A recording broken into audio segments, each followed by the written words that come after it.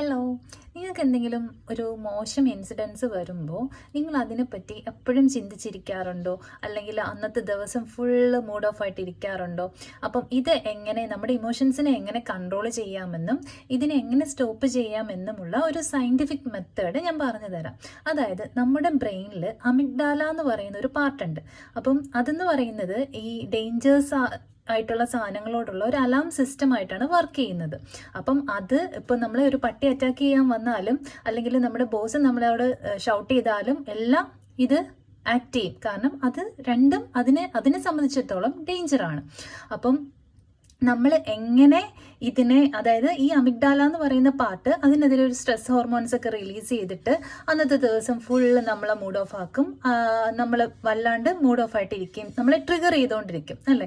അത് ചിലപ്പോൾ ഒരു 90 മില്ലി സെക്കൻഡ്സ് മാത്രമേ കാണത്തുള്ളൂ. ന്യൂറോ സയൻസ് ഇത് തന്നെയാണ് പറയുന്നത്, 90 മില്ലി സെക്കൻഡ്സ് മാത്രമേ കാണത്തുള്ളൂ.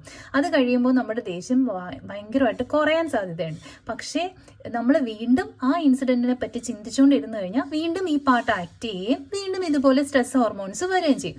അപ്പം ഇതിന് നമുക്കൊരു സൊല്യൂഷൻ ഉണ്ട്. ഇത് എങ്ങനെ സ്റ്റോപ്പ് ചെയ്യാന്ന് പറഞ്ഞാൽ ഒരു സൊല്യൂഷൻ എന്ന് പറയുന്നത് ആദ്യം ഫസ്റ്റ് നമ്മൾ ചെയ്തുകൊണ്ടിരിക്കുന്ന സാധനം എന്താണോ അത് സ്റ്റോപ്പ് ചെയ്യുക.